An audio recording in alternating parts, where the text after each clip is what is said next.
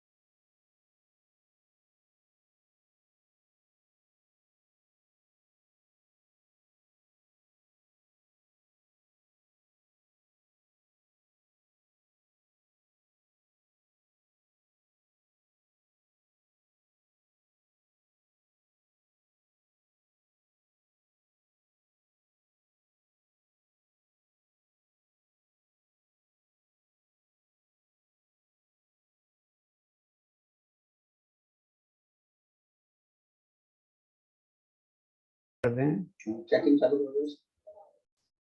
आगे चेक करो बस माइक। एक बार फिर से ये बताइए, ये जब अपन अपलोड करते हैं मटेरियल तो क्रोम में जाना है। क्रोम में जाना फिर से ना। ये यहाँ से चल जाओगे LM++ इसको सबको तो मिनिमाइज कर दो। इसको अभी मिनिमाइज कर देते हैं, ठीक। अच्छा इस एक्शन में आएगा, ठीक है, समझ में। अब इसको फिर से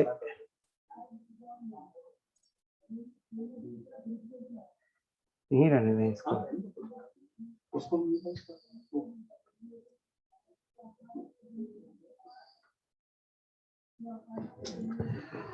इसको बाहर कर सकते हैं, बाहर कर सकते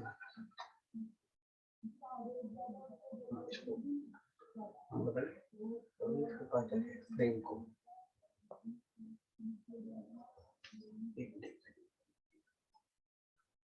फ्रेम बड़ा करिए, फ्रेम को बड़ा कर सकते हैं। मैं समझ गया, सिंबल बस चेंज होगा तभी। ऊपर कर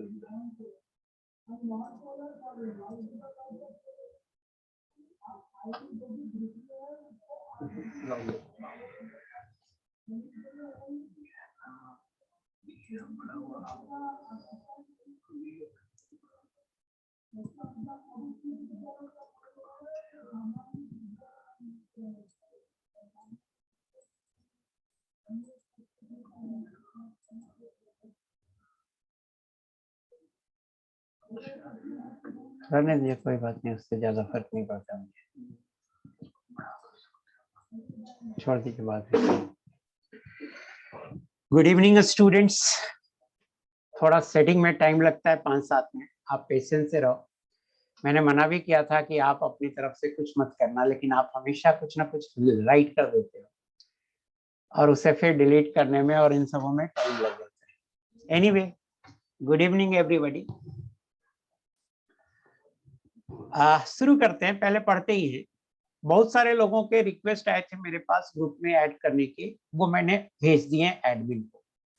इसके बावजूद अगर कोई नहीं ऐड हुआ है तो वो आज क्लास के बाद फिर से मुझे मैसेज करेगा। हो सकता है किसी कारण से नहीं ऐड हो। क्लास के बाद हमेशा आप क्लास के बाद करना, आज करना, फिर अगर फिर मान लो 24 घंटे में ऐड नहीं हुआ तो फिर आप अगले दिन करना क्लास के बाद, जब भी मेरी क्लास होगी उसके बाद। नहीं, सबका रिक्वेस्ट सीन हुआ। रीड रेसिप्ट मेरा ऑफ है इसलिए आपको पता नहीं चलता है। फोन नंबर एक बच्चा मांग रहा है। फोन नंबर है 7004807062। रीड रिसिप्ट मेरा ऑफ है बेटा, इसलिए ग्रीन टिक आपको नहीं दिखता है। मैं सारे मैसेज पढ़ता हूँ, चिंता मत करो।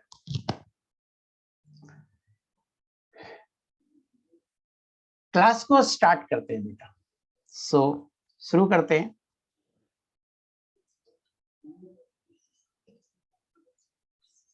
Quantum numbers. अब आप अब आप कुछ नहीं पूछेंगे, अब सिर्फ सब्जेक्ट की ही बातें होंगी। कुछ नहीं कि टेस्ट कब होंगे, क्या होंगे, सारा शेड्यूल आपको मिलेगा। ऐसा थोड़ी है कि टेस्ट आपका होगा और भेजा जाएगा शेड्यूल किसी और को। ये सब मत पूछिए अभी, अब सिर्फ पढ़ने की बात होगी, इसके अलावा कुछ नहीं होगा। एक होमवर्क मैंने दिया था रेस का, उसके सॉल्यूशन की बात है। वो सॉल्यूशन मैं आज भेज दूंगा और डिस्कशन अगली क्लास में करेंगे, या डिस्कशन हो सकता है मैं क्वांटम नंबर के बाद करूं। सॉल्यूशन मैं आज भेज दूंगा। ग्रुप में ही जाता है होमवर्क, उसी में होमवर्क जाता है, उसी के हिसाब से आप होमवर्क करते रहेंगे। क्वांटम नंबर्स अब सिर्फ पढ़ने की बात है, कुछ भी फालतू मत पूछना। Quantum numbers used to locate an electron in an atom are called quantum numbers.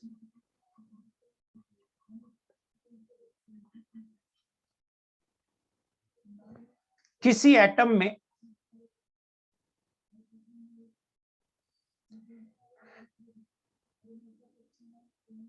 Krishna Narayan जी, मैंने क्या बोला कि अब आप इससे रिलेटेड कोई बात नहीं करेंगे। वो मुझे भी पता है दिक्कत होता है, कोई उपाय नहीं है जब तक आप ग्रुप में ऐड नहीं होते हो। मुझे नहीं पता क्यों नहीं ऐड है। इस तरह की बातें अगर 1.5-1.25 घंटे की क्लास होती है उसमें भी आप यही बात करेंगे। मेरा फोन नंबर है आपके पास, मैं हमेशा बोलता हूँ क्लास के बाद आप मुझे व्हाट्सएप कर सकते हैं। एक टाइम भी दिया था, उस समय व्हाट्सएप कर सकते हैं। दिक्कत तो होगी, ऑफ कोर्स दिक्कत होगी, ग्रुप में नहीं है।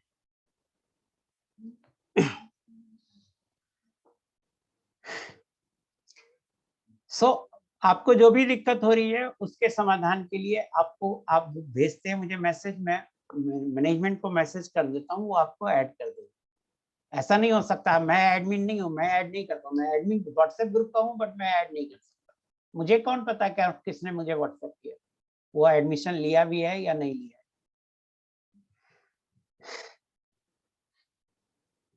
क्वांटम नंबर पढ़ा रहा हूँ, प्लीज आप कुछ मत लिखिए। इस तरह की पढ़ाने की बातें ही लिखिए। अभी यहाँ 1 घंटा मुश्किल से बचा हुआ है, 15 मिनट हो भी गया बिना पढ़ाए हुए। Numbers used to locate an electron in an atom are called quantum numbers. है क्या कि किसी एटम में इलेक्ट्रॉन कहाँ पे है, इसकी जानकारी के लिए कि इलेक्ट्रॉन कहाँ पे है, शेल के अंदर है, सब शेल के अंदर है, ऑर्बिटल के अंदर है, किस ऑर्बिटल में, इसकी जानकारी के लिए हम कुछ नंबर अपनी सुविधा के लिए या इस चीज को समझने के लिए हमें सुविधा हो, इसके लिए कुछ नंबर डिफाइन किए हुए हैं और उन नंबर्स को बोलते हैं क्वांटम नंबर। जैसे सपोज आपके घर का एड्रेस, एक एड्रेस होता है, तो एड्रेस का एक फॉर्मेट होता है कि आपका नाम, नेम लिखा होता है, सिटी लिखा होता है, सिटी मान लेते हैं, कोई भी सिटी आप ले लीजिए, है ना, पटना ले लीजिए, नेम है मिस्टर एक्स, सिटी है पटना। इसके बाद आप उस एरिया, उस लोकेलिटी की बात करते हैं जिस लोकेलिटी में आपका घर है। सो उस लोकेलिटी को लिख लेते हैं यहाँ पे, मान लो कि XZ रोड, और इसके बाद हाउस नंबर की बात करते हैं C229, ये हाउस नंबर है।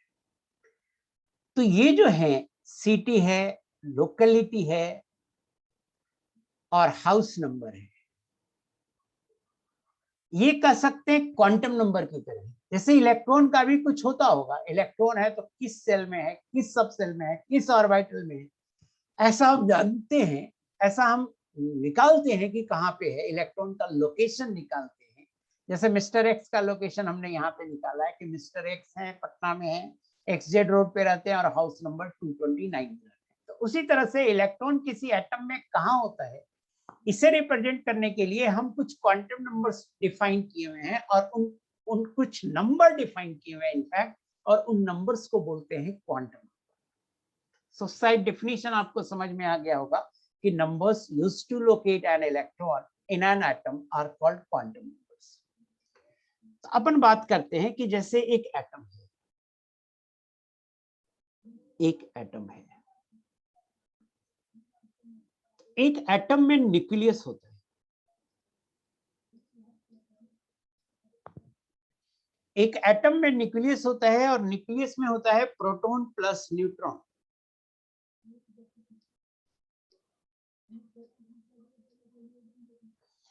न्यूक्लियस में होता है प्रोटॉन और न्यूट्रॉन, और न्यूक्लियस के अलावा एक पार्ट होते हैं, उसे बोल रहे हैं मैं एक्स्ट्रा न्यूक्लियर पार्ट।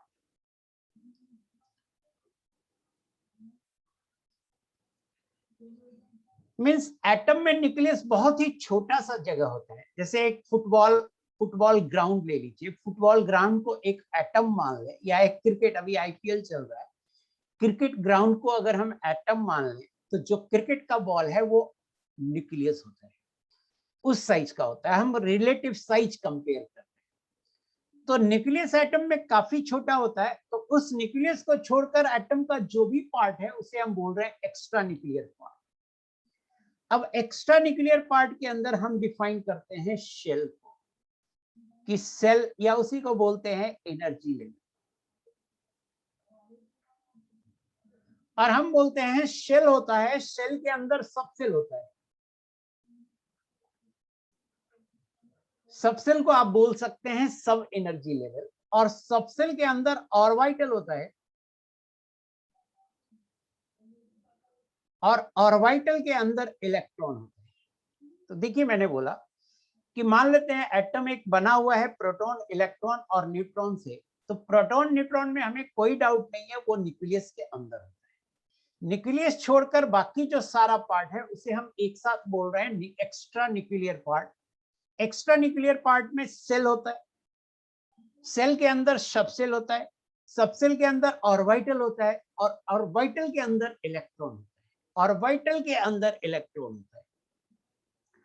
अब देखिए, सब सेल को बोलते हैं सब एनर्जी लेवल।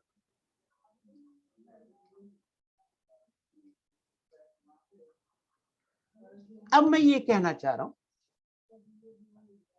कि shell is represented by quantum number n। Shell को रिप्रेजेंट करते हैं क्वांटम नंबर n से। n क्वांटम नंबर है, इसका नाम है principal quantum number. Subshell को रिप्रेजेंट करते हैं क्वांटम नंबर l से। l भी एक क्वांटम नंबर है, इसका नाम है एंगुलर क्वांटम नंबर। ऑर्बिटल को रिप्रेजेंट करते हैं क्वांटम नंबर m से। m भी एक क्वांटम नंबर है और इसका नाम है मैग्नेटिक क्वांटम नंबर। तो बार बार सब सेल या ऑर्बिटल ना बोल करके उन्हें एक नाम दे दिया गया, एक नंबर दे दिया गया, n, l और m। n stands for sale, l for subshell and m for orbital, और ऑर्बिटल के अंदर इलेक्ट्रॉन होते हैं। तो टोटल 4 क्वांटम नंबर होते हैं, जिसमें से 3 क्वांटम नंबर मैंने यहाँ पे लिख दिया है, n, l और m। चौथा होता है स्पिन क्वांटम नंबर, उसकी चर्चा बाद में करेंगे। वन बाय वन हम इन क्वांटम नंबर को देखते भी हैं। पहले एक बार इतना तो आपको समझ में आ गया होगा, आप बताना, लिखना है, यस नो में लिखना कि क्या आपको इतना समझ में आया कि एटम में इलेक्ट्रॉन, एक एटम इलेक्ट्रॉन, प्रोटॉन और न्यूट्रॉन से बना है।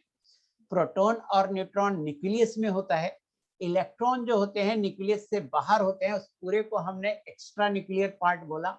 अब जो एक्स्ट्रा न्यूक्लियर पार्ट होता है उसमें हमने डिवीजन किया हुआ है शेल में, सबसेल में और वाइटल में। सेल का दूसरा नाम है एनर्जी लेवल, सबसेल का दूसरा नाम है सब एनर्जी लेवल, और वाइटल के अंदर इलेक्ट्रॉन होता है। शेल को रिप्रेजेंट करते हैं क्वांटम नंबर n से, सबसेल को रिप्रेजेंट करते हैं क्वांटम नंबर l से, और ऑर्बिटल को रिप्रेजेंट करते हैं क्वांटम नंबर m से। सो यहाँ तक का पॉइंट आपने लिखा भी है।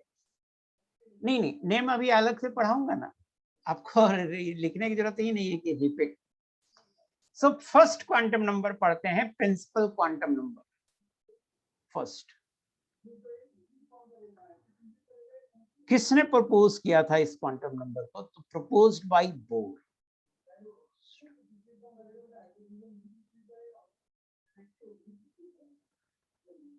नील बोर साइंटिस्ट का नाम है, बोर ने प्रपोज किया था इस क्वांटम नंबर को। क्या रिप्रेजेंट करता है? तो रिप्रेजेंट शेल,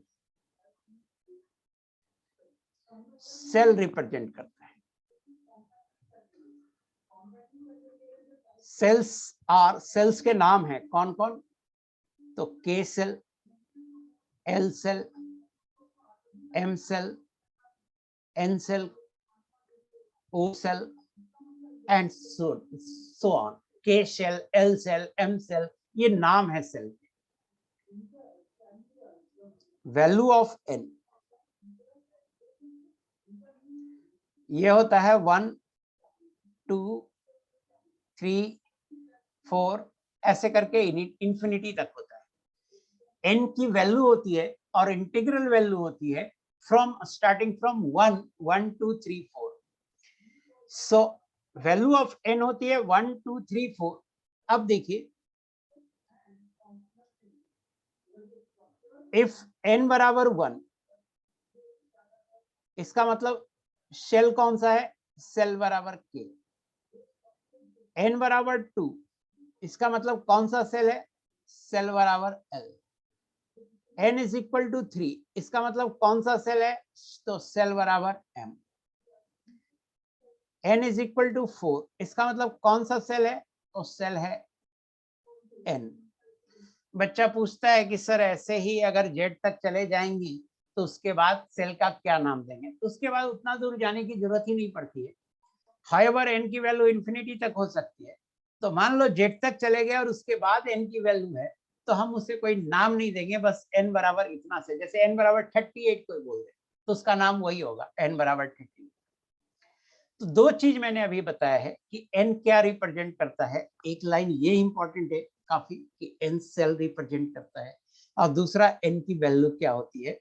तो all integral values from 1 to infinity, 1 2 3 4 5 6 7 8 ये होती है।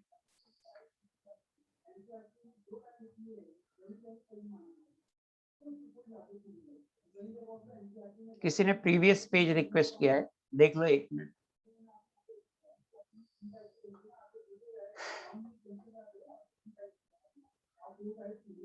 मोहित हो गया बेटा प्रीवियस पेज?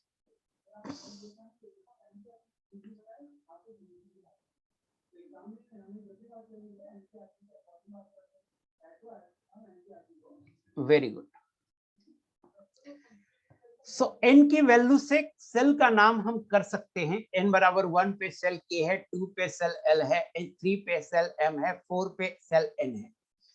तो दो चीज आया कि वैल्यू क्या होता है और रिप्रेजेंट क्या करता है। अब तीसरा चीज करते हैं कि ये क्या क्या देता है, एन देता क्या क्या है ये देखते हैं। N gives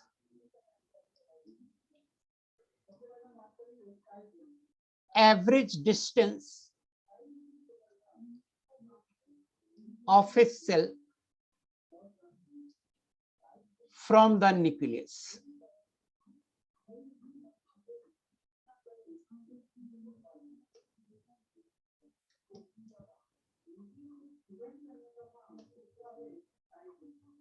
N gives average distance of a cell from the nucleus, मतलब that is size of cell देता है।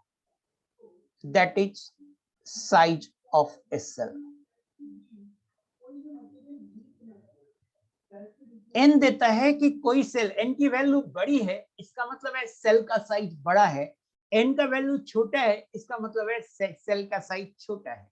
मींस k सेल छोटा होगा l से, l छोटा होगा m से, m छोटा होगा n से, ये मतलब है। n gives average distance of a cell from the nucleus for hydrogen and hydrogen like atoms, ions. For hydrogen and single electron atom ion, radius r का एक फॉर्मूला में लिख रहा हूं और ये होता है 0.529 into n square by Z angstrom.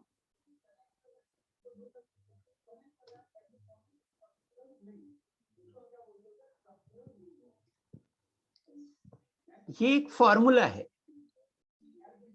कहां से आया फॉर्मूला? तो जब मैं आपको एटॉमिक स्ट्रक्चर पढ़ाऊंगा और एटॉमिक स्ट्रक्चर में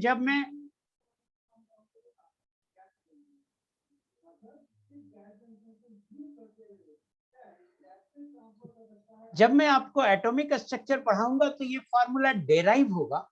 मैं ये कह रहा हूं कि ऐसा एटम या आयन जिसमें एक इलेक्ट्रॉन हो, जैसे हाइड्रोजन, जैसे He+, जैसे Li2+, जैसे बेरिलियम 3+, इन सब के लिए प्लीज आप नहीं लिखो ना what is n, what is z, what is a0, कुछ भी लिख रहे हो। सो अपन बताएंगे ना, आप लिखने में आपका ध्यान मेरा वहां चला जाता है और आप बच्चों का भी चला जाता है। मैं सब कुछ बताऊंगा ना। मैं कह रहा हूं कि फॉर अभी हम यहाँ पे हैं hydrogen and single electron atom. तो सिंगल इलेक्ट्रॉन एटम ऐसा एटम जिसमें एक इलेक्ट्रॉन है। उन एटम्स या आयंस, जैसे हाइड्रोजन एक ऐसा एटम है जिसमें एक ही इलेक्ट्रॉन है, या आयंस के लिए जो सेल होता है उस सेल का रेडियस निकालने का एक फॉर्मूला है R is equal to 0.529 n square by Z angstrom. n तो प्रिंसिपल क्वांटम नंबर है, z आपको पहले ही बता चुके हैं, पूछना बेकार है। आप पूछ रहे हैं हमसे, एटॉमिक नंबर है और एंगस्ट्रॉम लिखा हुआ है, ये यूनिट है। और 1 एंगस्ट्रॉम होता है 10⁻⁻10 मीटर या 10⁻⁻8 सेंटीमीटर। लेंथ की यूनिट है एंगस्ट्रॉम। तो ऐसा कोई पॉइंट नहीं होगा बेटा छूट जाएगा जो। सो आप प्लीज थोड़ा देर पेशेंस रखो। फिर से मैं बोल रहा हूं कि किसी सेल का रेडियस क्या होगा। तो किसी सेल का रेडियस निकालने के लिए एक फार्मूला है जो मैंने लिखा है। फार्मूला में कौन सा टर्म क्या है ये आपको समझा दिया। सिर्फ एक बार बोल रहा हूं कि ये फार्मूला मैं डेराइव करूंगा, बट तब डेराइव करूंगा जब मैं आपको एटॉमिक स्ट्रक्चर पढ़ाऊंगा, उसमें भी खासकर बोर मॉडल पढ़ाऊंगा। तो n क्या दिया? n दिया साइज, n दिया साइज। अब देखिए क्या साइज के अलावा भी कुछ n देता है? आंसर है यस। क्या देता है? तो एनर्जी देता है। फॉर सिंगल इलेक्ट्रॉन एटम या आयन,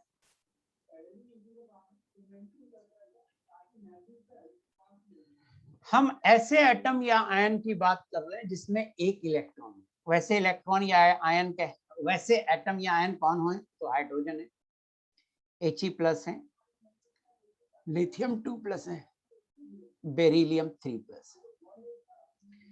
ये सब ऐसे एटम या आयन हैं जिनमें एक इलेक्ट्रॉन है। फॉर सिंगल इलेक्ट्रॉन एटम और ion, n alone gives energy। n की वैल्यू से एनर्जी आ जाता है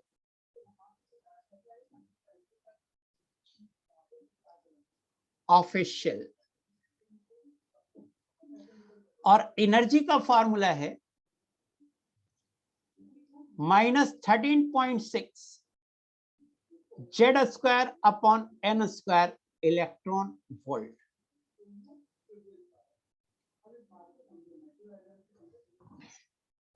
जेड आपको पहले से बता दिया हूं कि एटॉमिक नंबर है, एन आपको पहले से बता दिया हूं कि प्रिंसिपल क्वांटम नंबर है, और इसे पढ़ते हैं इलेक्ट्रॉन वोल्ट।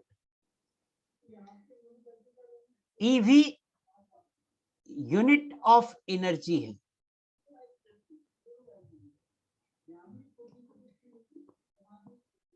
और इसे पढ़ते हैं इलेक्ट्रॉन वोल्ट, और 1 इलेक्ट्रॉन वोल्ट होता है, आप एनर्जी की यूनिट जानते होंगे, जूल। तो 1.6 इंटू 10⁻⁻19 जूल। ध्रुवराज रिक्वेस्ट कर रहा है प्रीवियस पेज, मैं जा रहा हूं प्रीवियस पेज पे, बट मेरी रिक्वेस्ट है प्लीज आप हर पेज के बाद मत लिख दिया करो प्रीवियस पेज। सफिशिएंट टाइम देता हूं मैं आपको, फिर बाद में आपको हैंडआउट भी भेजता हूं। एक आप छोटा मोटा लाइन अगर आपको नोट करने में छूट जाता है तो हैंडआउट भेजता हूं, वहां से नोट कर सकते हो। आप क्या करते हो, पढ़ाने का रिदम ब्रेक कर देते हो कुछ लिख के।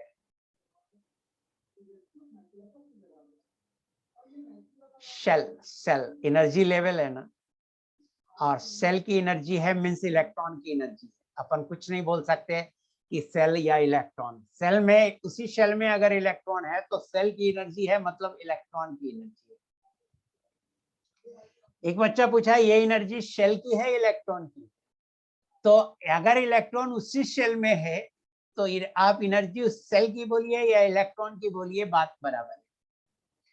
मैंने कहा कि अगर सिंगल इलेक्ट्रॉन एटम या आयन हो तो n की वैल्यू एनर्जी देती है, और यहाँ पे एक बड़ा गलती होता है बच्चों से।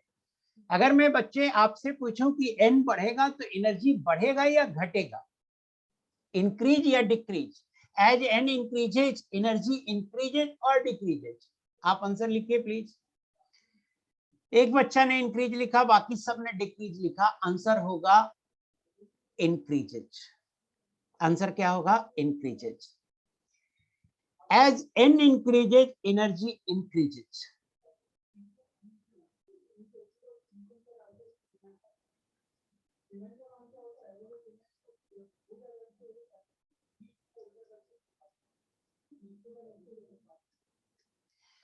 क्योंकि माइनस में है ना एनर्जी, एनर्जी माइनस में है तो n की वैल्यू बढ़ाएंगे तो पॉजिटिव की तरफ जाएगा ना।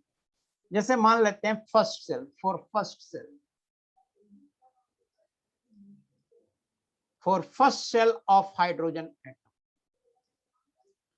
तो फर्स्ट सेल का मतलब है कि n बराबर 1 हो गया, और हाइड्रोजन एटम के लिए z 1 होता है, तो एनर्जी E1 हो जाएगा -13.6 electron volt. For second shell of hydrogen atom n बराबर 2 होगा, z बराबर हाइड्रोजन एटम में 1 होगा, तो E2 हो जाएगा। सेकेंड सेल के लिए 4 से डिवाइड कर दीजिए, -3.4 electron volt. Clearly E2 is greater than E1। Second shell की एनर्जी ज्यादा है, और मैक्सिमम एनर्जी 0 होगा, जो कि n बराबर इंफिनिटी पे होगा। तो एनर्जी 0 है मींस वो मैक्सिमम एनर्जी है सेल की, और वो कहां पे होगा, n बराबर इंफिनिटी पे होगा। एक बार आप फिर से हमसे पूछ सकते हैं,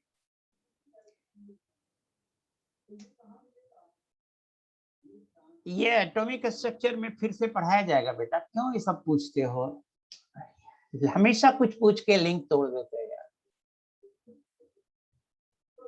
आवाज जो कट रही है बेटा, वो नेटवर्क इशू के कारण है, वो लिखा मत कीजिए, आपका नेटवर्क के कारण है, सभी का नहीं कट रहा है।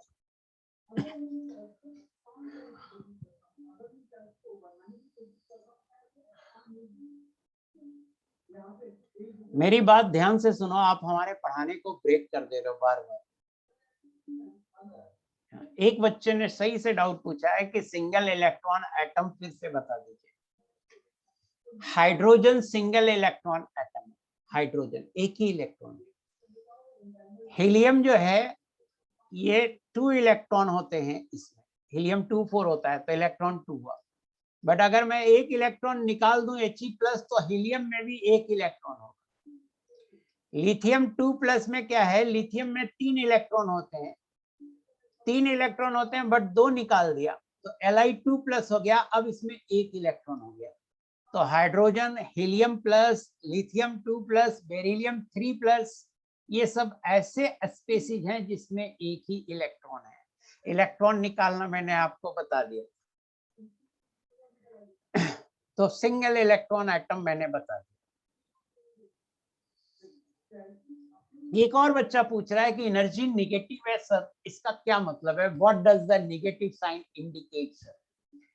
इसका मतलब है कि इसका मतलब है, बोर्ड पे देखिएगा कि ये न्यूक्लियस है बेटा, ये न्यूक्लियस है, और मान लेते हैं ये फर्स्ट सेल है n बराबर 1, और यहाँ एक इलेक्ट्रॉन है, इसकी एनर्जी है -13.6 इलेक्ट्रॉन वोल्ट। इसका मतलब है ये इलेक्ट्रॉन अट्रैक्टेड है टुवर्ड्स न्यूक्लियस, और जब ये इलेक्ट्रॉन अट्रैक्ट हुआ था, मान लो इलेक्ट्रॉन इनफाइनाइट दूरी पे था और ये आया फर्स्ट सेल में, तो जब ये फर्स्ट सेल में आया तो 13.6 इलेक्ट्रॉन वोल्ट एनर्जी रिलीज हो गई होगी। चूंकि एनर्जी रिलीज हुई थी इतनी, इसलिए उस इलेक्ट्रॉन की एनर्जी -13.6 इलेक्ट्रॉन वोल्ट है। अब नेगेटिव का ये मतलब हुआ कि अगर आप इसको, इस इलेक्ट्रॉन को बाहर निकालना है तो उतनी प्लस में एनर्जी बाहर से देनी होगी। अगर हम बाहर से प्लस में 13.6 इलेक्ट्रॉन वोल्ट दे देंगे तो ये इलेक्ट्रॉन बाहर निकल जाएगा। अननेसेसरली आप कुछ भी मत पूछते रहो प्लीज, सब कुछ समझ में आ जाएगा, सिर्फ मेरी बात आप ध्यान से सुनिए।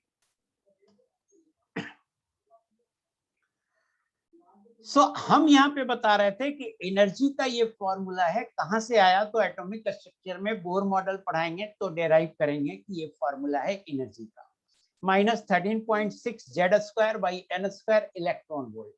इलेक्ट्रॉन वोल्ट एनर्जी की यूनिट है, और एक इलेक्ट्रॉन वोल्ट में 1.6 × 10⁻19 जूल होता है। फॉर्मूला है E बराबर -13.6 Z²/n²। माइनस साइन का सिग्निफिकेंस है, क्या सिग्निफिकेंस है? तो इस इलेक्ट्रॉन की एनर्जी नेगेटिव है, मींस इलेक्ट्रॉन को वहां से बाहर निकालिएगा तो आपको उतनी एनर्जी पॉजिटिव में देनी होगी, इलेक्ट्रॉन वहां से बाहर निकल जाएगा, ये सिग्निफिकेंस है। तो इस तरह से जब आप n का वैल्यू रखेंगे तो एनर्जी ज्यादा पॉजिटिव की तरफ जाएगा, सो n बढ़ेगा तो एनर्जी बढ़ेगा।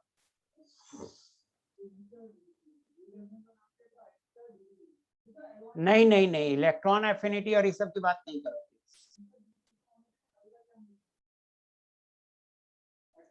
हाइड्रोजन एटम के लिए भी बेटा इनफाइनाइट सेल होते हैं, सो नो क्वेश्चन कि कहां, वहां पे एक ही इलेक्ट्रॉन है तो एक से ज्यादा सेल कैसे होंगे? हाइड्रोजन में एक ही इलेक्ट्रॉन है, कितने सेल होते हैं? इनफाइनाइट सेल होते हैं, तो आपका क्वेश्चन ही रॉन्ग है। हाइड्रोजन में एक ही इलेक्ट्रॉन है, कितने सेल होते हैं? इनफाइनाइट सेल होते हैं, तो आपका क्वेश्चन रॉन्ग है।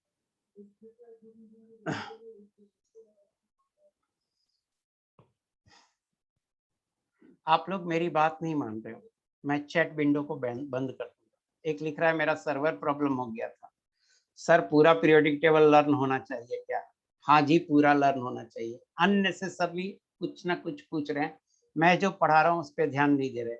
इससे क्या होगा, मैं आपके चैट पे मैसेज फिर पढ़ना बंद कर दूंगा।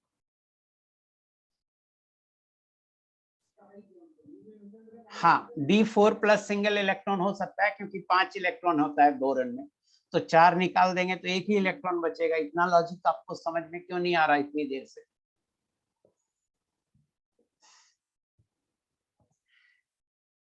सो 3 ही पॉइंट देखिए, इतना सा बात लिख दिया मैंने, लेकिन कौन कौन से पॉइंट इंपॉर्टेंट है? तो n क्या रिप्रेजेंट करता है? सेल, एक ये इंपॉर्टेंट है।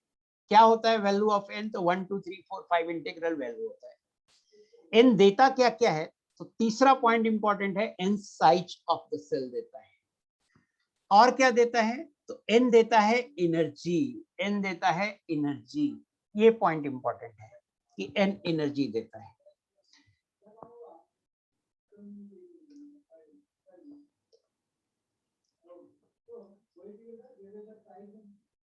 मैक्सिमम नंबर ऑफ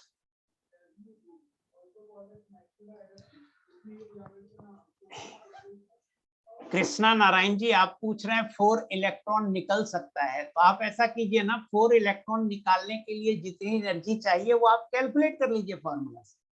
और यस, उतनी एनर्जी दीजिएगा तो इलेक्ट्रॉन निकल जाए। 4 क्या 10 इलेक्ट्रॉन निकाल सकते हैं अपन, लिखने की बात करें अपने आप नेचर में रिएक्शन नहीं होगा, बट हमारे पास जो फोटोन होते हैं वो वेरी हाई एनर्जी तक के भी हो सकते हैं, और उन फोटोन से हम इलेक्ट्रॉन को निकाल सकते हैं। अननेसेसरली पूछते जा रहे हो यार, मैं मना कर रहा हूँ नहीं पूछने के लिए कुछ भी लिखने का। जब मैंने बोल दिया B4+ हाँ हो सकता है, तो फिर बोल रहा है 4 इलेक्ट्रॉन निकल सकता है, बिना निकले हम बोल रहे हैं हो सकता है। बेवकूफ। Maximum number of orbitals in a shell, n square. Maximum number of electrons in an orbital, in a cell. Maximum number of electrons in a shell, 2n square. So अपन यहाँ पे सेल लिखते हैं, वैल्यू ऑफ n लिखते हैं, value of n। यहाँ लिखते हैं कौन सा शेल है, उसमें लिखते हैं मैक्सिमम नंबर ऑफ ऑर्बिटल्स कितना होगा,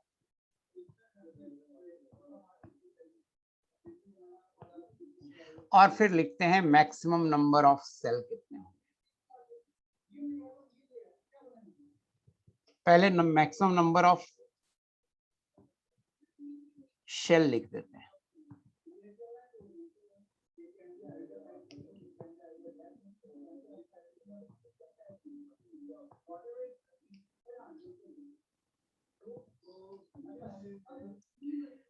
मैक्सिमम नंबर ऑफ सेल लिख देते हैं और मैक्सिमम नंबर ऑफ ऑर्बिटल्स लिख देते हैं।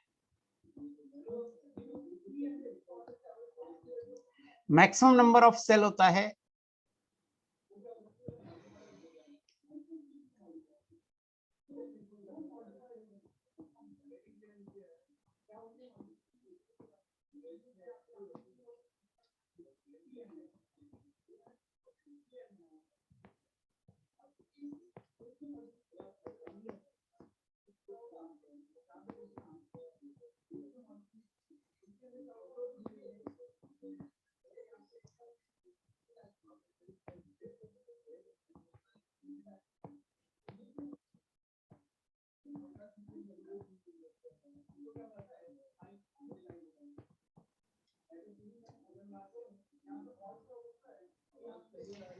n की वैल्यू डिफाइन करता हूं ऑर्बिटल क्या होता है। आप बीच बीच में इतनी चीजें पूछते हैं ना कि मुझे इसके बाद डिफाइन करना चाहिए ऑर्बिटल, मैं ही भूल जाऊंगा कि ये डिफाइन करना चाहिए। पेशेंस से सुनते नहीं, अगर आप पेशेंस से सुनेंगे एक भी डाउट आपके नहीं आएंगे। मेरे लेक्चर नोट बहुत ही कंप्लीट होते हैं। यस, मैंने हटा दिया chat window. n is equal to 1, n is equal to 1 होगा तो सेल होगा k, और k सेल में कितने ऑर्बिटल होंगे तो n स्क्वायर होंगे, मींस 1 होंगे, और कितने इलेक्ट्रॉन होंगे तो 2 होंगे। n इज इक्वल टू 2 तो सेल होगा l, कितने ऑर्बिटल होंगे तो n स्क्वायर मींस 4 ऑर्बिटल होंगे, और कितने इलेक्ट्रॉन होंगे तो 8 electron. n is equal to 3, m कितने ऑर्बिटल होंगे तो 9 ऑर्बिटल होंगे और 18 इलेक्ट्रॉन होंगे। n is equal to 4,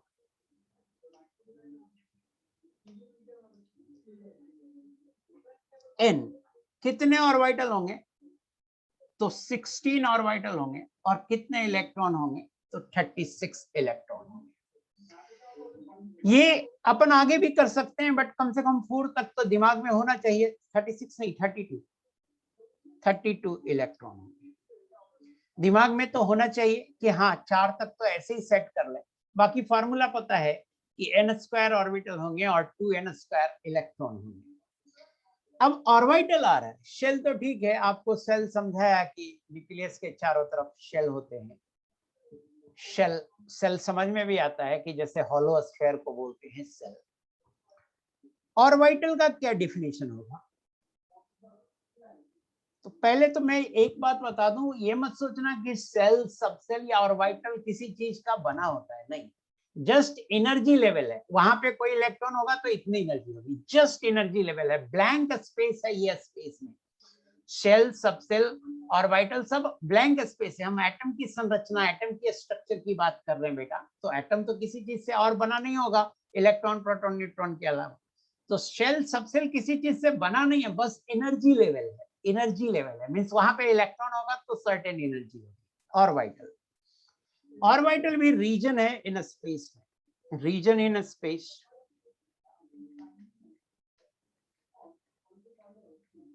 in which probability of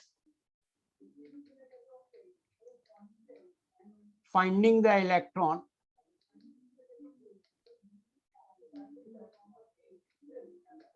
is maximum। अब मैक्सिमम का मतलब 100% नहीं, 100% नहीं होता, 85 to 95%, इतना से ज्यादा नहीं हो सकता। इनफैक्ट 80 to 90% इस रेंज में आता है। ये जस्ट ऑर्बिटल स्पेस में रीजन है, उस खास रीजन, उस छोटे से रीजन जिसमें इलेक्ट्रॉन के पाए जाने की प्रोबेबिलिटी मैक्सिमम होती है 90%, ऐसे डिफाइन करते हैं orbital. This is all about principal quantum number. I hope कि आपको समझ में यहां तक की बातें आ गई होंगी। अब मैं आपसे पूछता कि कुछ पूछना है तो बोलो, लेकिन पता नहीं क्या क्या लिख देते हो। मैंने तो अब चैट विंडो ही बंद कर दिया, पढ़ाने ही नहीं देते हो।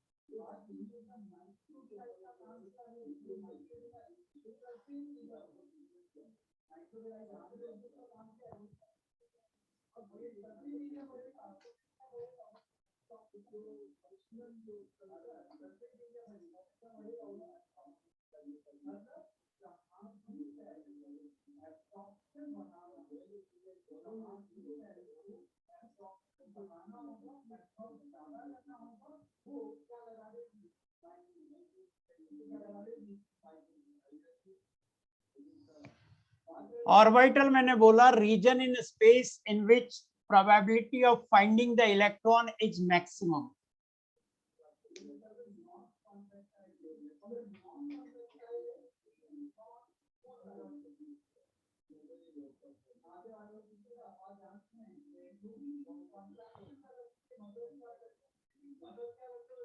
फिर से आपने अपना डाउट पूछना बंद नहीं किया।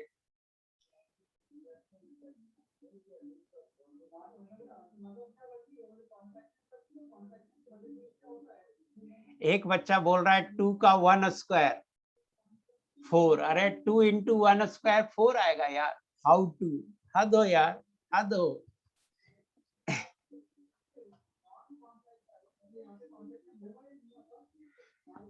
Na प्लस जो है सोडियम आयन को 1 इलेक्ट्रॉन करना है तो 10 इलेक्ट्रॉन बाहर निकाल दीजिए, तो Na10 प्लस बोलेंगे। नेचर में नहीं एग्जिस्ट करता है, बट Na10 प्लस कोई हाइपोथेटिकली बोलेगा तो हाँ 10 इलेक्ट्रॉन बाहर निकल गया, 1 इलेक्ट्रॉन है। प्लीज फालतू के सवाल मत कीजिए, आगे बढ़ते हैं। नेक्स्ट है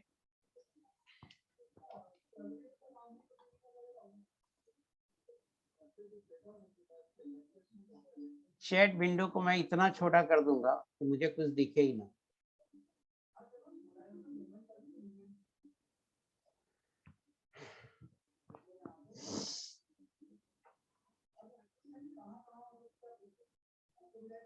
सोडियम अगर 10 प्लस लिखेंगे तो कितना इलेक्ट्रॉन बचेगा? इसमें 1 इलेक्ट्रॉन बचेगा। खत्म हो गई बात। 1 इलेक्ट्रॉन लाना है, किसी भी तरह से लाना है, ये नहीं सोचना है होता है नहीं होता है। एनर्जी उतना मिलता ही नहीं है तो नहीं होता है, देंगे तो आ जाएगा। डिस्चार्ज ट्यूब में उतनी एनर्जी हम देंगे तो आ जाएगा। सेकंड क्वांटम नंबर की बात कर रहे हैं, और सेकंड क्वांटम नंबर है एजिमुथल और एंगुलर और सब्सिडियरी क्वांटम नंबर। एंगुलर बोलते हैं, या इसी का दूसरा नाम है एजीमुथल, या दूसरा नाम है सब्सिडियरी क्वांटम नंबर। एक बार मैं फिर से बोल रहा हूं, तीन ही पॉइंट किसी क्वांटम नंबर के बारे में अपन पढ़ते हैं। 3 पॉइंट। एक पॉइंट पढ़ते हैं कि वैल्यू क्या होता है। पहला पॉइंट पढ़ते हैं रिप्रेजेंट क्या करता है, जैसे एन के बारे में पढ़ लिया, सेल रिप्रेजेंट करता है। दूसरा पॉइंट पढ़ते हैं कि वैल्यू क्या होती है, तो एन के बारे में पढ़ लिया, वैल्यू 1 2 3 4 5 होती है। अब बता दिया 1 2 3 4 5 होती है। एक बच्चा ने मैसेज किया अभी, सर एन 0 हो सकता है। नहीं हो सकता है, बोल तो दिया एन की वैल्यू 1 से स्टार्ट होती है, 1 2 3 4 5 होगी, तब भी पूछ रहा है एन 0 हो सकता है। सो फर्स्ट पॉइंट मैंने आपको बोला कि तीन ही पॉइंट किसी क्वांटम नंबर के बारे में आपको याद रखना है। पहला, रिप्रेजेंट क्या करता है, तो एन सेल रिप्रेजेंट करता है। दूसरा, वैल्यू क्या होता है, 1 2 3 4 5 6 ये वैल्यू होता है, इंटीग्रल वैल्यू। तीसरा, क्या क्या देता है, तो एन देता है साइज ऑफ द शेल, और क्या देता है, तो सिंगल इलेक्ट्रॉन एटम या आयन के लिए एनर्जी देता है। दूसरा क्वांटम नंबर पढ़ रहे हैं और वो है angular quantum.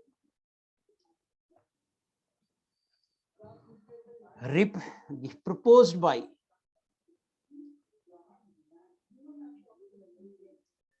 Sommerfeld.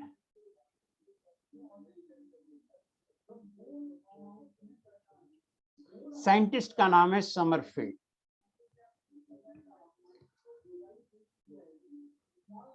Represent subshell.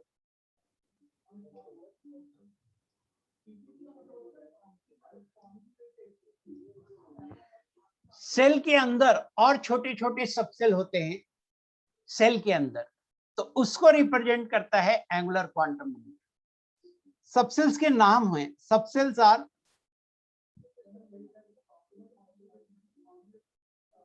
S subshell बोलते हैं, पी सबसेल बोलते हैं, डी सबसेल बोलते हैं, S P D, F subshell बोलते हैं, जी सबसेल बोलते हैं, एंड सो ऑन। ये सब सबसेल है। तो रिप्रेजेंट क्या करता है, तो सबसेल रिप्रेजेंट करता है। वैल्यू क्या होता है, तो वैल्यू ऑफ एल, ये स्टार्ट होगा 0, all integral values from 0 to n-1, all integral values from 0 to n-1.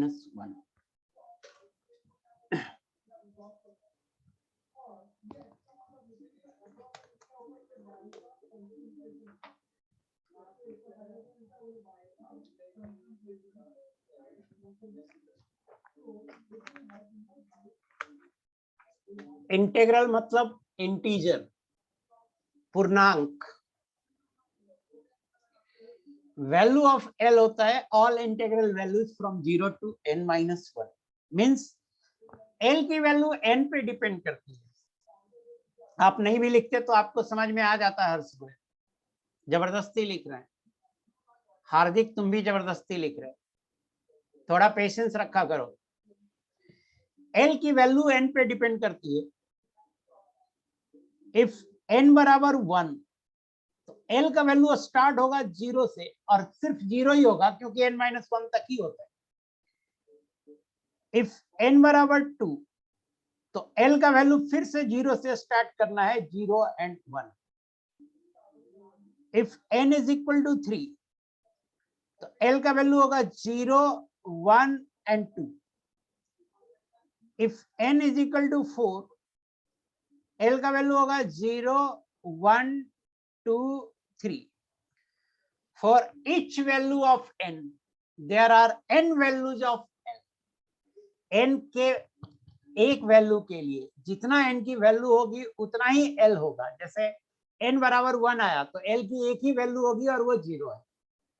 n बराबर 2 है तो l की दो ही वैल्यू होगी, वो 0 और 1 है। n बराबर 3 है तो l की 3 वैल्यू होगी, वो 0 1 2। n बराबर 4 है तो l की 4 वैल्यू होगी, 0 1 2 3। n बराबर 5 है तो l की 5 वैल्यू होगी, 0 1 2 3 4। शायद इंटीग्रल समझ में आ गया हो। Integer, integral means integer. So 2 point तो मैंने यहां भी बता दिया कि रिप्रेजेंट क्या करता है, तो सबसेल रिप्रेजेंट करता है, और वैल्यू क्या होता है वो भी मैंने बता दिया कि फॉर एल की जो वैल्यू होगी वो 0 से n-1 तक की सभी इंटीग्रल वैल्यूज होगी। अब देखिए जो सबसेल्स हैं, जो सबसेल एसपीडीएफ हैं, उनके नाम एल की किस वैल्यू पे जाता है ये देखिए। तो देखिए पहले मैं 1-2 पॉइंट लिख दूं कि मैक्सिमम नंबर ऑफ ऑर्बिटल्स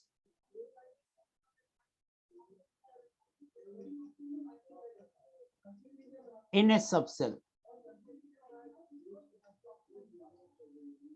ये होता है 12+1। एक सबसेल में कितने ऑर्बिटल होंगे, तो इसका फॉर्मूला है 12+1। और मैक्सिमम नंबर ऑफ इलेक्ट्रॉन्स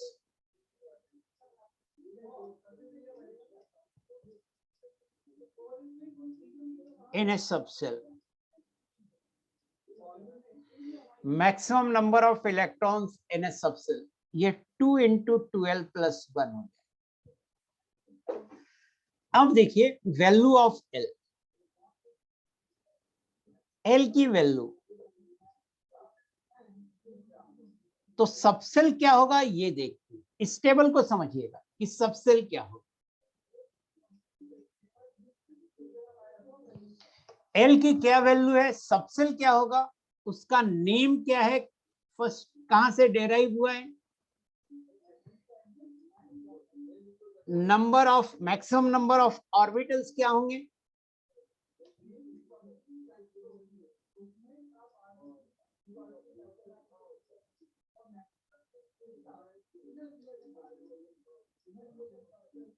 और मैक्सिमम नंबर ऑफ इलेक्ट्रॉन्स कितने होंगे।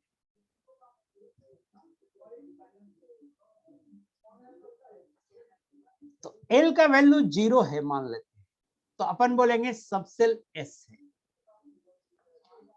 और एस जो आया है एक खास वर्ड शार्प का पहला लेटर है, शार्प वर्ड का पहला लेटर एस माना गया।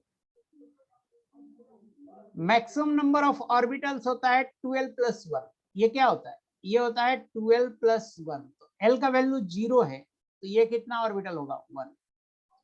और मैक्सिमम नंबर ऑफ इलेक्ट्रॉन होता है 2 × 12+1, तो एल का वैल्यू 0 रख देंगे तो ये आएगा 2। मीन्स एस सबसेल में एक ऑर्बिटल है और 2 इलेक्ट्रॉन, एल बराबर 1 ले लेते हैं। एल जब 1 होगा तो सबसेल होगा पी, और पी जो नाम आया है प्रिंसिपल, प्रिंसिपल वर्ड के पहले लेटर से आया है।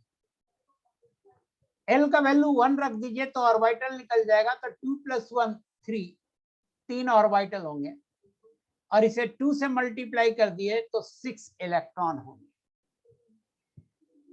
L = 2, तो सबसेल होगा D और नाम होगा diffused. Maximum number of orbitals, L की वैल्यू 2 रख दीजिए, 2 × 2 4, 4+1 5, और इसमें 2 से मल्टीप्लाई कर दीजिए तो मैक्सिमम नंबर ऑफ इलेक्ट्रॉन आएगा। L = 3, सबसेल होगा F, sharp, principal, diffused, fundamental. और मैक्सिमम नंबर ऑफ ऑर्बिटल आएगा L बराबर 3 रख दीजिए 12+1 में, तो 3 × 2 6, 6+1 7, और इसमें 2 से मल्टीप्लाई कर दीजिए तो इलेक्ट्रॉन आ जाएगा। L = 4, SPDFG, नेम होगा generalized. Maximum number of orbitals क्या आएगा, तो L की वैल्यू 4 है तो 9 आएगा, और मैक्सिमम नंबर ऑफ इलेक्ट्रॉन क्या होगा 18 आएगा। जी जनरली यूज नहीं हो पाता है क्योंकि उससे पहले ही पीरियोडिक टेबल के सारे एलिमेंट खत्म हो जाते हैं। तो एक तो इस क्वेश्चन को देखिए, सॉरी इस टेबल को देखिए, और यहाँ पे आपको लग रहा होगा कि सर ये शार्प, प्रिंसिपल, डिफ्यूज, फंडामेंटल और जनरलाइज्ड क्या लिखे हैं। तो ये जस्ट एक इंफॉर्मेशन लिखा हूं कि इन सब वर्ड के पहला लेटर से सबसेल का नाम पड़ा है SPDFG। इन सब वर्ड के पहले लेटर से सबसेल का नाम पड़ा है SPDFG, sharp, principal, diffuse, fundamental and generalize. बच्चा ये भी पूछ सकता है सर इन सब वर्ड क्यों? तो एटॉमिक स्ट्रक्चर में साइंटिस्ट जब एक्सपेरिमेंट करते हैं तो उनको क्या मिलता है? तो लाइन स्पेक्ट्रम मिलता है। आप पूछेंगे सर स्पेक्ट्रम क्या होता है? धीरे धीरे आपको समझ में आएगा। साइंटिस्ट जब एक्सपेरिमेंट करते हैं तो उन्हें लाइन, स्पेक्ट्रम मींस एक स्क्रीन पर एनर्जी का लाइन मिलता है, स्क्रीन पे एनर्जी का लाइन मिलता है, और वो लाइन का साइंटिस्ट ने कैटेगराइजेशन किया कि ये शार्प लाइन है, ये प्रिंसिपल लाइन है, ये डिफ्यूज लाइन है, ये फंडामेंटल लाइन है, ये जनरलाइज लाइन है। और जब उनका classification sharp, principal, diffuse, fundamental और जनरलाइजेशन से किया तो इन सब वर्ड के पहले लेटर से सबसेल का नाम दे दिया। इंपॉर्टेंट नहीं है, आपको सबसेल का नाम याद रखना है कि SPDFG सबसेल का नाम है।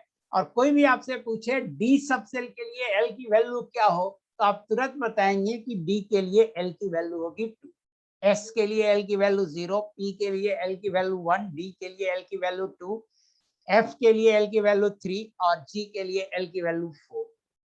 इतना लिखने से ये क्लियर हो जाता है कि S सबसेल में मैक्सिमम 2 इलेक्ट्रॉन होंगे, P में 6 इलेक्ट्रॉन होंगे, D में मैक्सिमम 10 इलेक्ट्रॉन होंगे, F में मैक्सिमम 14 इलेक्ट्रॉन होंगे और G में मैक्सिमम 18 इलेक्ट्रॉन होंगे। ये एकदम सेट हो जाता है दिमाग में कि इतने इलेक्ट्रॉन होंगे SPDFG में, और जितना इलेक्ट्रॉन में बोला उसका हाफ कर दो तो उतने ऑर्बिटल होंगे। फॉर एग्जांपल S में 1 ऑर्बिटल होंगे, P में 3 ऑर्बिटल होंगे, D में 5 ऑर्बिटल होंगे, F में 7 ऑर्बिटल होंगे और G में 9 ऑर्बिटल होंगे। एकदम ये सब रटने वाला इंफॉर्मेशन है, अच्छे से आप इन सबको पढ़ लेना। आलतू फालतू चीजें आप मत पूछो, रिलेवेंट चीजें पे रहो। सो लेक्चर नोट में क्या लिखा रहा हूँ ये बातें नहीं समझ में आती है तब आप बोल सकते हो। अब आपको कुछ पूछना है, हर 15 मिनट 10 मिनट बाद मैं आपसे पूछूंगा कि कुछ पूछना है। नहीं, ईच ऑर्बिटल में 2 इलेक्ट्रॉन होता है। एक क्यों होगा? एक होता तो ऑर्बिटल की संख्या और इलेक्ट्रॉन की संख्या सेम होता, 2 इलेक्ट्रॉन होता है।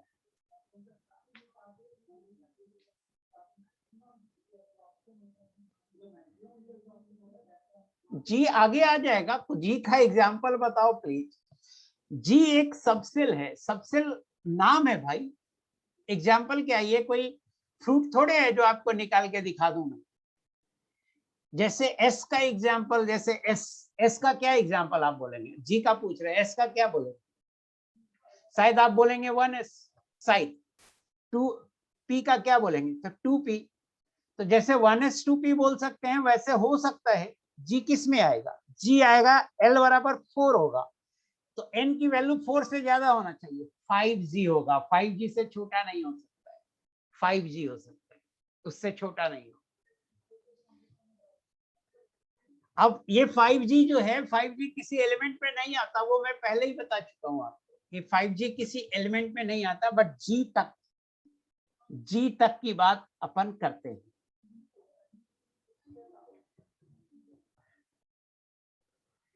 नहीं, इलेक्ट्रॉन आप कैसे भरते हैं? 2 8 18, ये जो बच्चा पूछ रहा है 2 8 8 18, वो भरने का तरीका है पुराना। यहाँ पर हम कुछ आगे बताएंगे बेटा, उसको सीखने की कोशिश करो। हम जो बता रहे हैं वो सीखने की कोशिश करो, आप पहले से जो जानते हो उसे बार बार मत पूछो।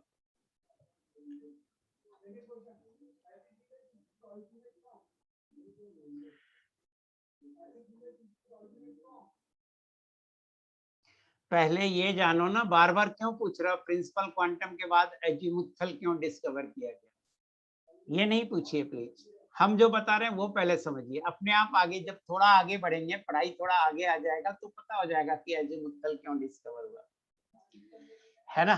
पाथ स्फेरिकल नहीं है, पाथ सर्कुलर नहीं है, और इलेक्ट्रॉन के मूवमेंट का ऑर्बिट सर्कुलर नहीं है। तो समरफोल्ड ने इलेप्टिकल मान करके डेवलप किया तो जाकर के आया। क्या समझ में आएगा? मैं एक्सप्लेन करूंगा, नहीं समझ में आएगा। कुछ का कुछ लिखे जा रहा है।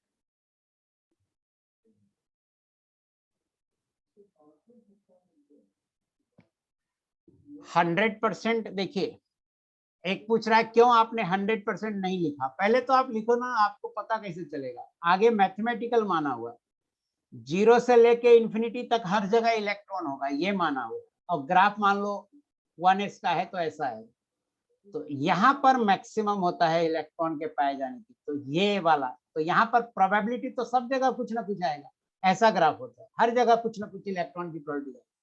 यहाँ पर मैक्सिमम होगा तो इस रेडियस पर आपको ऑर्बिटल होगा जहां पे मैक्सिमम होगा। तो 100% आएगा 0 से लेके इंफिनिटी तक, तो इंफिनिटी तो रेडियस नहीं होगा ना, रेडियस वो होगा जहां पर 80% 90% इलेक्ट्रॉन के पाए जाने की प्रोबेबिलिटी होगा। तो पहले डिफिनीशन जो मैं बोल रहा हूँ वो आप रटो, उसके बाद कुछ सोचना भी नहीं आएगा समझ में ये सब बातें। सो यहाँ पे भी मैंने आपको बोला था कि 3 पॉइंट याद रखना है, जिसमें 2 पॉइंट हुआ। पहला पॉइंट हुआ रिप्रेजेंट क्या करता है, तो सब सेल रिप्रेजेंट करता है। एक और है कि सेल फर्दर एनर्जी में डिवाइडेड है सब सेल में, तो उसे रिप्रेजेंट करने के लिए हमें कुछ चाहिए, तो एल को डिफाइन किया गया, क्योंकि एनर्जी केवल एन पे नहीं डिपेंड करती। अब देखते हैं एल देता क्या क्या है। तो एल देता है, L gives orbital angular momentum.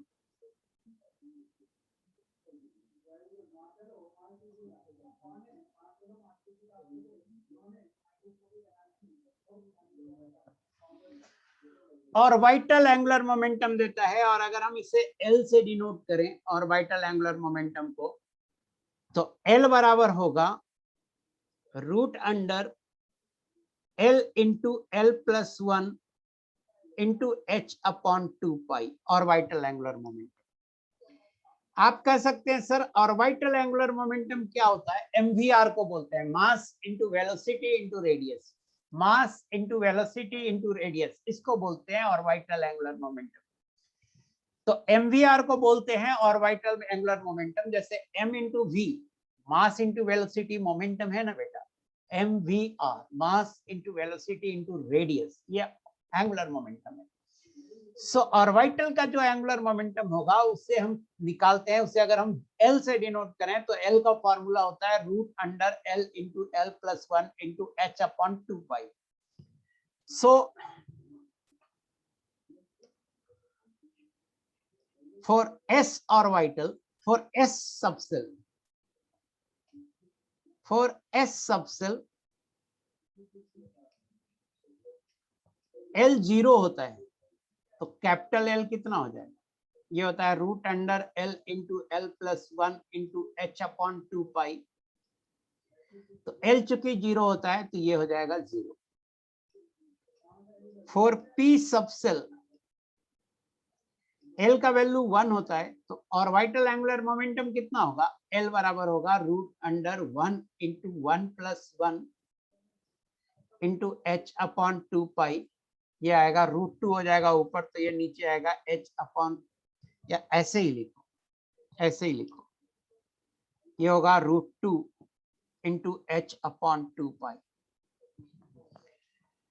For D subshell L बराबर 2 होगा, देयरफॉर कैपिटल L होगा root under 2 into 2 plus 1 into H upon 2 pi, ये होगा root 6 into H upon 2 pi and so on. इस तरह से ऑर्बिटल एंगुलर मोमेंटम की value पूछेगा, कहेगा डी ऑर्बिटल के लिए ऑर्बिटल एंगुलर मोमेंटम कितना होगा, तो आप इस फॉर्मूले से root under L into L plus 1 into H upon 2 pi से निकाल सकते हैं। एक और मुझे कहना है कि h अपॉन 2 पाई को ऐसे भी लिखते हैं h बार नहीं है, ये क्रॉस करके लिखते हैं h को, ऐसे ऐसे h लिखा और ऊपर से कट कर दिया, तो ऐसा लिखा हुआ है मीन्स वो h अपॉन 2 पाई है, ऐसा लिखा हुआ है। और ऐसे लिखेंगे तो L का फॉर्मूला हो जाएगा root under L into L plus 1, और h अपॉन 2 पाई को आप h बार ऐसे कट करके लिख सकते हैं, ये फॉर्मूला हो जाएगा। ये जस्ट लिखने का एक स्टाइल है, h को ऊपर से कट कर देते हैं, इसका मतलब है वो h अपॉन 2 पाई है।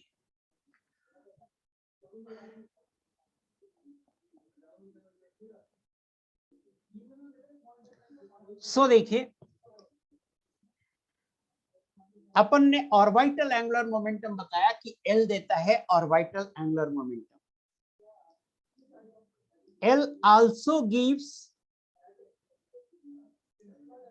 shape of orbital. शेप हम अलग से पढ़ाएंगे आपको, तो इस पॉइंट पे याद रखिए कि L देता है शेप ऑफ ऑर्बिटल्स.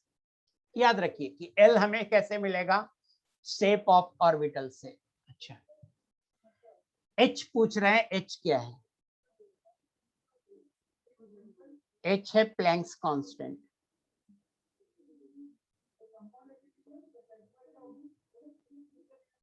H का वैल्यू होता है 6.626 इंटू 10⁻⁻34 जूल सेकेंड होता है. H जस्ट एक कांस्टेंट है. H एक कांस्टेंट है और इसका वैल्यू मैंने यहाँ लिख दिया है कि H एक कांस्टेंट है और इसका वैल्यू मैंने लिख दिया है 6.626 इंटू 10⁻. नहीं, h/2π रूट से बाहर लिखे हैं, दिख नहीं रहा है आपको? h/2π रूट से बाहर लिखे. पता नहीं चलता है कि रूट से बाहर लिखा हुआ है या अंदर लिखा हुआ है. इतना कंफ्यूज कैसे रहते हो?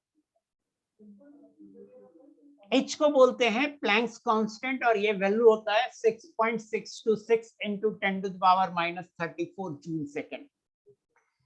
L दिया ऑर्बिटल एंगुलर मोमेंटम. L दिया ऑर्बिटल एंगुलर मोमेंटम. दूसरा क्या देगा? शेप. शेप ऑफ ऑर्बिटल अलग से पढ़ाएंगे, याद रखिए L शेप ऑफ ऑर्बिटल देता है. तीसरा, for multi electron atom,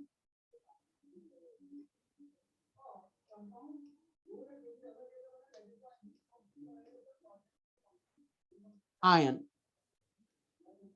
N along with L give energy. Multi electron atom के लिए केवल N से एनर्जी नहीं आता है, N के साथ साथ L भी चाहिए. N के साथ साथ L भी चाहिए तो एनर्जी का आइडिया होगा. अगर N की वैल्यू सेम है for same shell, for same shell means N की वैल्यू अगर सेम है तो हम बोल सकते हैं एनर्जी ऑफ S सबसे कम होगा P से, P का कम होगा D से, D का कम होगा F से, F का कम होगा G से. तो अगर N की वैल्यू सेम है तो S की एनर्जी कम होगी P से, P की कम होगी D से, D की कम होगी F से, F की कम होगी G से.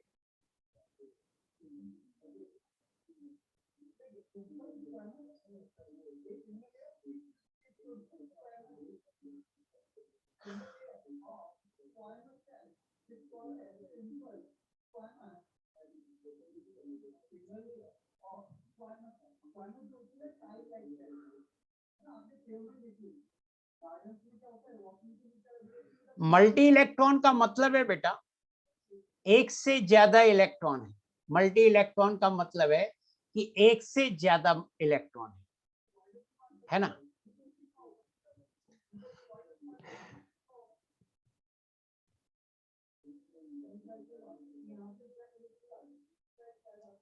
एक से ज्यादा इलेक्ट्रॉन है मींस मल्टी इलेक्ट्रॉन है. तो ये बात हो गई.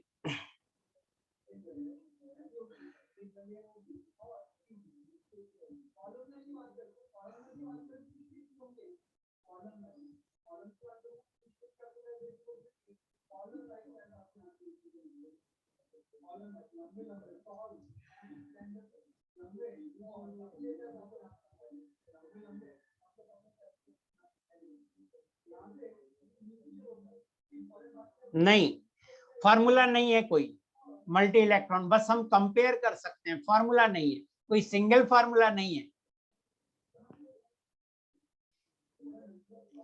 कुछ ना कुछ लिखता जा रहा है. मैं तो बोल रहा हूं कि आपको एक सेल हो, सेल सेम हो, जैसे फिफ्थ सेल है तो 5s की एनर्जी 5p से कम होगी, 5p की एनर्जी 5d से कम होगी, 5D की एनर्जी 5F से कम होगी, 5F की एनर्जी 5G से कम होगी। जितना बता रहे उतना पहले समझो ना, फार्मूला नहीं है एनर्जी निकालने का, है ही नहीं। तुमको अगर कहीं मिल जाए तो मुझे बताना। बाद में पढ़ाऊंगा शेप ऑफ ऑर्बिटल। सो एक बार फिर से अपन देखते हैं कि एल में हमने क्या क्या पढ़ाया। एक बार फिर मैं बोल रहा हूं, 3 पॉइंट आपको याद रखना है कि एल का वैल्यू क्या होता है, तो 0 से n-1। एल रिप्रेजेंट क्या करता है, तो सबसेल। 2 पॉइंट हो गया। तीसरा एल क्या देता है, तो एक तो एल देता है ऑर्बिटल एंगुलर मोमेंटम ये, और क्या देता है, तो और एल देता है शेप, और क्या देता है, तो मल्टी इलेक्ट्रॉन एटम के लिए n along with L, n along with L energy means अगर n पता है और L पता है तब एनर्जी की बात करेंगे। n+L रूल सही बोल रहे हो हर्ष, मैं आगे पढ़ाऊंगा n+L। मोहम्मद इमरान जो पूछ रहे हो 6D और 5F में किसका एनर्जी ज्यादा है, आगे पढ़ाऊंगा। n+L रूल उससे निकल जाएगा। 6D मतलब n+L 8 हो गया, 5F 5 3 8 हो गया, तो n+L दोनों में 8 है। तो जब दोनों में n+L की वैल्यू सेम हो जाए तो जिसकी n की वैल्यू छोटी होगी 5F, उसकी एनर्जी कम होगी। यार मत पूछा करो ना ऐसे, खुद जानते हुए भी पूछ रहे हो मुझसे। अपन आगे पढ़ाएंगे ना, कदे कहीं के कुछ भी टाइप कर देते हो यार, गुस्सा दिला रहे हो तुम लोग मुझे। जितना पढ़ा रहे हैं अपन उतना पे पहले फोकस करो।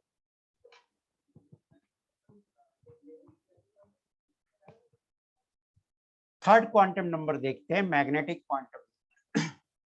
मैं पूछूंगा तो बोलती बंद हो जाएगी आपकी, वो आपके मार्क्स आएंगे ना एग्जाम में तो पता चलेगा। और जो मैं पढ़ा रहा हूं उसी से पूछूंगा, ऐसा नहीं एक भी फालतू पूछूंगा, लेकिन मार्क्स आपके देखिएगा कैसे आएंगे। तो मैं बार बार बोल रहा हूं, आप मेरी बात सुनो, कुछ का कुछ मत पूछते रहो। कोई आगे की चीज पूछेगा, कोई पीछे की चीज पूछेगा, यहाँ से लिंक नहीं है, मुझे बताने में दिक्कत होती है, वैसे फिर लिंक ही टूट जाता है। मैग्नेटिक क्वांटम नंबर,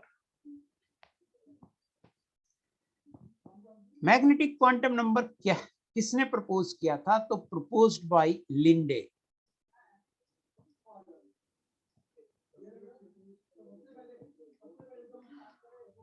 और बहुत अजीब से बच्चे हैं, एक बच्चा 2n² n1 होगा तो उसकी वैल्यू 4 होगी, ये हमें लिख के पूछ रहा है।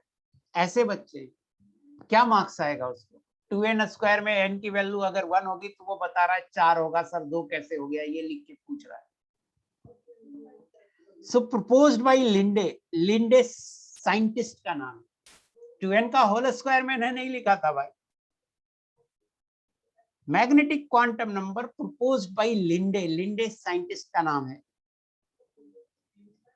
रिप्रेजेंट क्या करता है, तो रिप्रेजेंट्स ऑर्बिटल।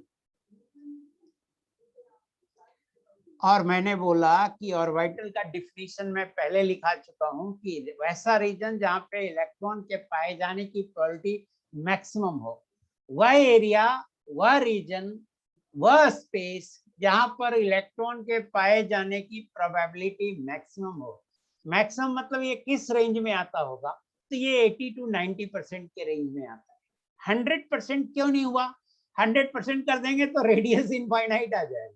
मीन्स अपन मानते हैं कि पूरा इलेक्ट्रॉन वेव है और वेव जो है न्यूक्लियस के सेंटर से लेके इनफाइनाइट दूरी तक है, बट वो मैथमेटिकली मानते हैं 80 to 90% जो एरिया में आ गया प्रोबेबिलिटी, वही एरिया ऑर्बिटल का रीजन होगा। सो मैग्नेटिक क्वांटम नंबर क्या रिप्रेजेंट करता है, तो ऑर्बिटल रिप्रेजेंट करता है। वैल्यू क्या होता है, तो वैल्यू ऑफ m।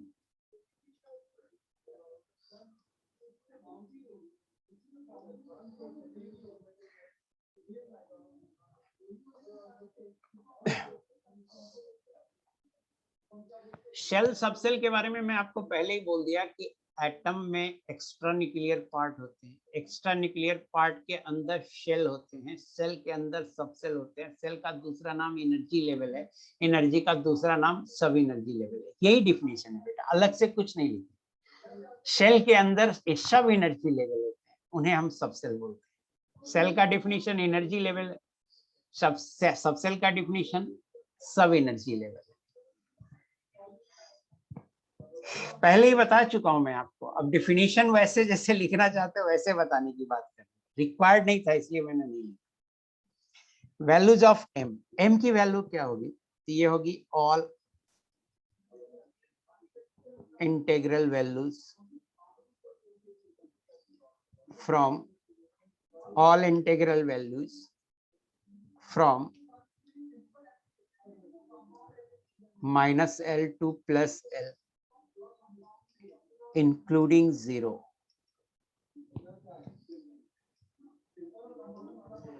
थोड़ा आप कम लिखोगे ना ज्यादा समझ में आएगा।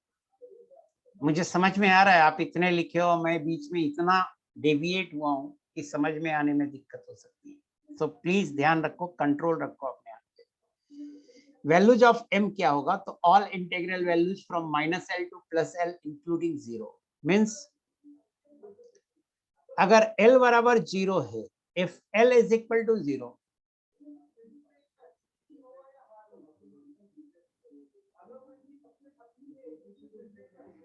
सो इफ L बराबर 0, दिस इंप्लाइज अगर L की वैल्यू 0 होगी तो M की वैल्यू सिर्फ 0 होगी। If L is equal to 1, आप देखो प्लीज यहां कि M का वैल्यू है all integral values from minus L to plus L। जो M की वैल्यू है वो all integral values from minus L to plus L। तो m की जो वैल्यू आएगी जब l का वैल्यू 1 है तो m की वैल्यू हो सकती है -1, 0, +1।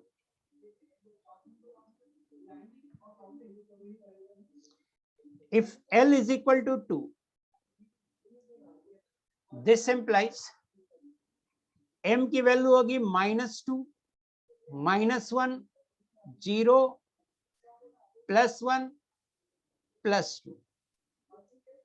If l is equal to 3, m की वैल्यू होगी -3, -2, -1, 0, +1, +2, +3.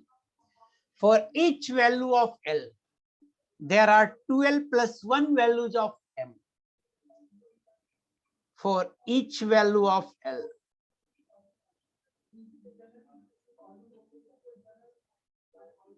there are 2L plus 1 values of M.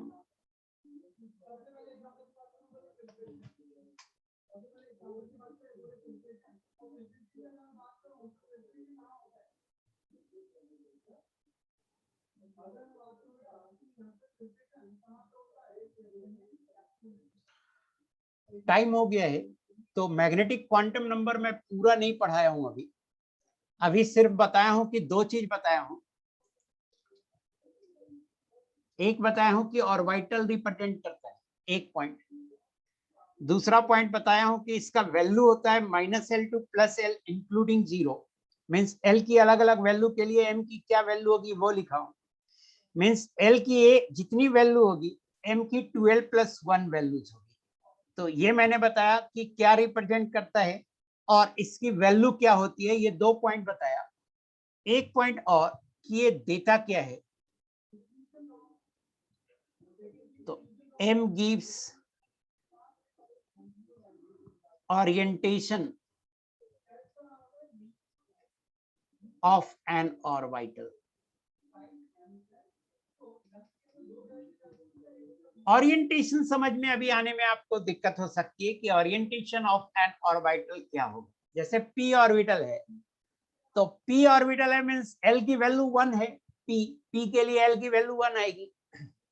और जब l की वैल्यू ये आएगी 1 तो m की 3 वैल्यू होगी, तो 3 वैल्यू होगी तो 3 ओरिएंटेशन होगी। 3 वैल्यू होगी तो 3 ओरिएंटेशन होगी, x, y and z। x, y, z 3 orientation होगी।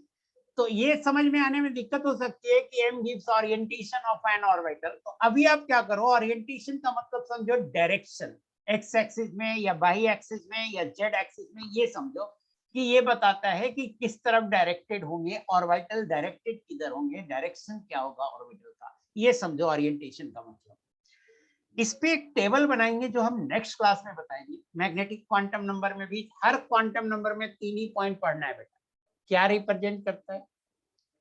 Please don't write every time, please take notes, मुझे पता है ना क्या करना है। 3 ही पॉइंट पढ़ना है, रिप्रेजेंट क्या करता है, वैल्यू क्या होता है और क्या क्या देता है। अगली क्लास में इसको और डिटेल देखेंगे। और आप जितना, नहीं टाइम तो हो गया है, आप जितना मुझे डिस्टर्ब करेंगे आप ही का लॉस होगा, इतना तय बात। अननेसेसरी फालतू फालतू चीजें ना पूछा करें। सो अब मैं पहले तो मैं इसे नोट आपको भेज दूं, और इसके लिए हमें क्या करना होगा, पहले सेव कर लूं मैं।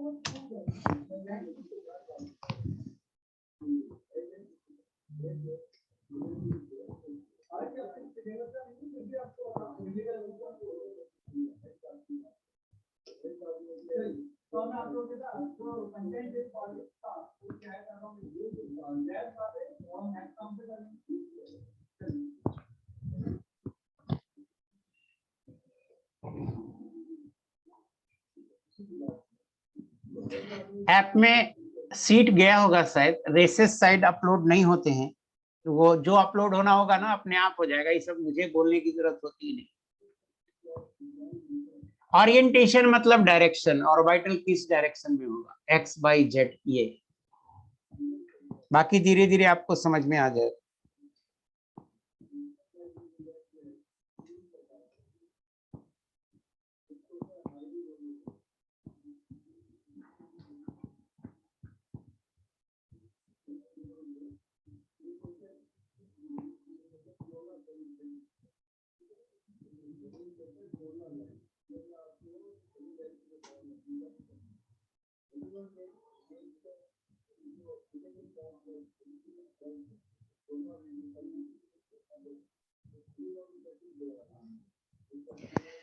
जितनी एल की वैल्यू होगी उतनी सब सेल होगी। जैसे एन सेल के लिए एन का कोई वैल्यू होगा ना, N1 होगा तो एक सब सेल होगा, N2 होगा तो 2 सब सेल होगा, N3 होगा। पहले सेल की वैल्यू निकालो ना, जितना सेल होगा, जितना वैल्यू होगा सेल का, उतना ही एल की वैल्यू, उतना ही सब सेल होगा। जैसे मान लो KLMNO P सेल में पूछ रहा है कितना सब सेल होगा, तो P के लिए N की वैल्यू निकालिए। KLMNO P कितना आया, N बराबर 1 2 3 4 5 6 आया, तो P सेल में 6 सब सेल होंगे। इतना तो क्लियर है।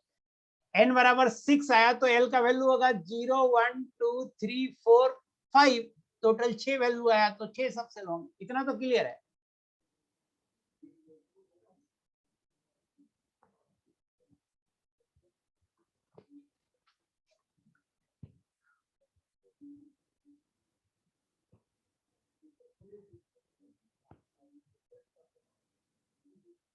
अभी तो मैं इतना बता सकता हूं कि अपन आपको पढ़ाएंगे, सीक्वेंसिंग पूछ रहा है तो पूरा सीक्वेंसिंग तो नहीं, लेकिन मैं बता रहा हूं क्या पढ़ाऊंगा। सबसे पहले पढ़ाऊंगा यही क्वांटम नंबर, उसके बाद पीरियोडिक टेबल, उसके बाद केमिकल बॉन्डिंग, फिर फिजिकल केमिस्ट्री में आ जाऊं। केमिकल बॉन्डिंग भी पार्शियली, आधा, पूरा नहीं। उसके बाद 12th में भी केमिकल बॉन्डिंग पढ़ाते हैं, तो केमिकल बॉन्डिंग पार्शियली, और उसके बाद फिजिकल केमिस्ट्री में शुरू हो जाएगी।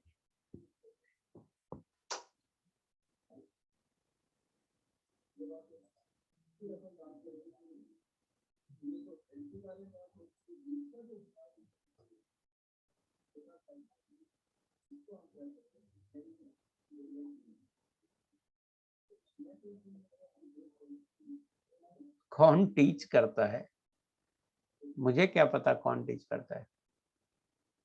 एक दो टीचर का जब हो यार, गजब क्या लैंग्वेज है, ओसी कौन टीच करता है, हद है, क्या लैंग्वेज है।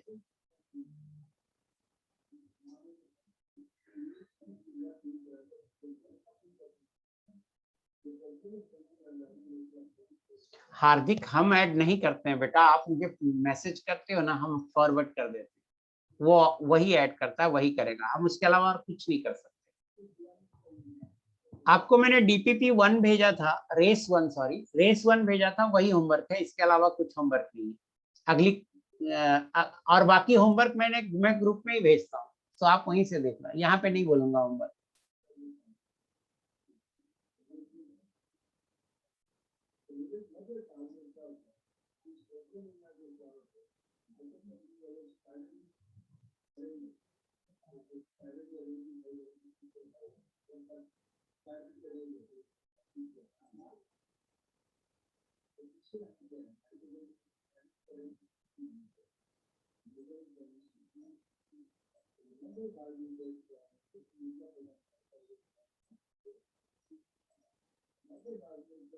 नहीं, मैं यहाँ नहीं बोल सकता होमवर्क, ग्रुप में ही भेजूंगा। डजेंट मैटर, आप पहले ऐड हो जाओ, आप मुझे रिक्वेस्ट भेजो क्लास के बाद, मैं वहां भेज दूंगा। और सिर्फ ऑनलाइन के बच्चे ही ऐड होते हैं, कोई दूसरे ग्रुप का बच्चा, कोई दूसरे ऑफलाइन बैच का बच्चा ऐड नहीं होता, मुझे ऑफलाइन से मतलब ही नहीं है।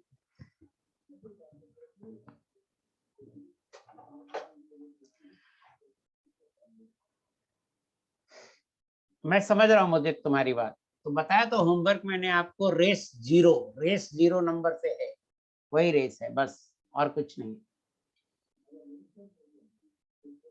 फाइल अपलोड हुआ कि नहीं, आपको ये बताना, फाइल अपलोड हुआ या नहीं, पहले ये बताओ, yes no. Teaching note upload हुआ नहीं हुआ, मैंने भेज दिया यहाँ से, कोई बोल ही नहीं रहा जो मैं पूछ।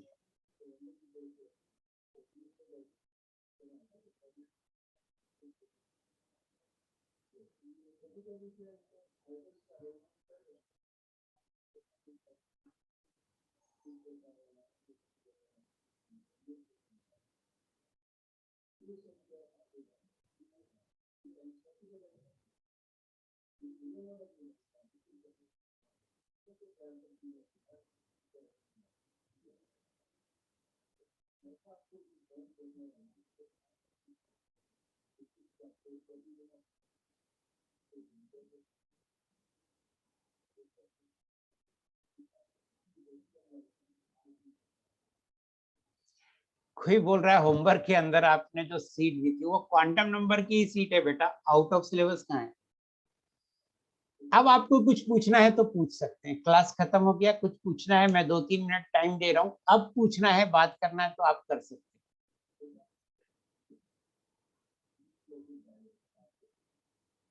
हाँ, आईओसी वाली सीट भेज दिया मैंने ग्रुप में, बाकी आपके ऐप पे भी होगा तो आप वहां से डाउनलोड कर सकते हैं। एक सी सेट भी होता है, वहां से बच्चे भी डाउनलोड करते हैं।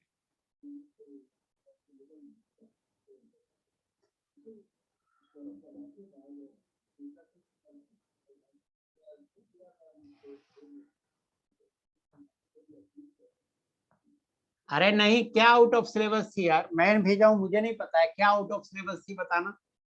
सिलेबस क्या हो गया जो आउट ऑफ सिलेबस थी, कौन सीट का नाम क्वांटम था ना, सीट का नाम क्वांटम था ना, कौन सी सीट, देख के बताओ, हद है यार,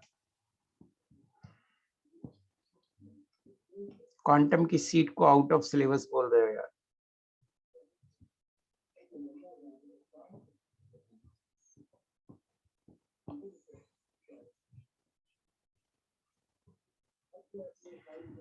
हैवर प्रोसेस के बारे में जो पूछा था ना, वो रेस था बेटा, रेस था, वो जनरल केमिस्ट्री में जो नॉलेज होती है उसके आधार पर रेस, देख लो ना, रेस का नंबर क्या था, 0।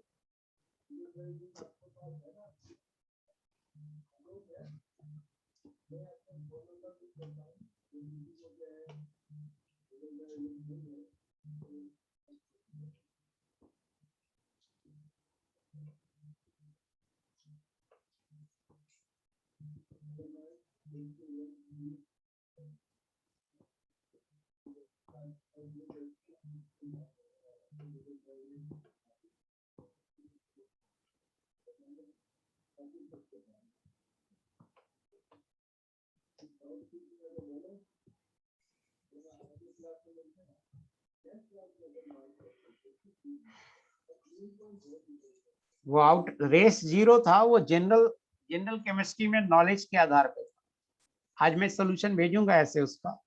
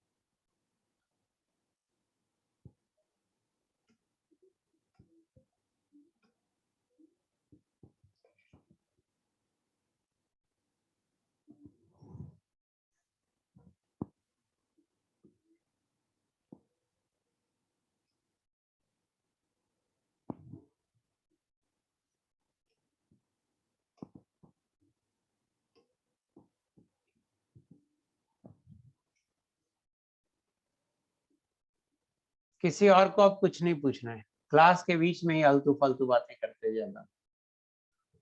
Okay, bye everyone.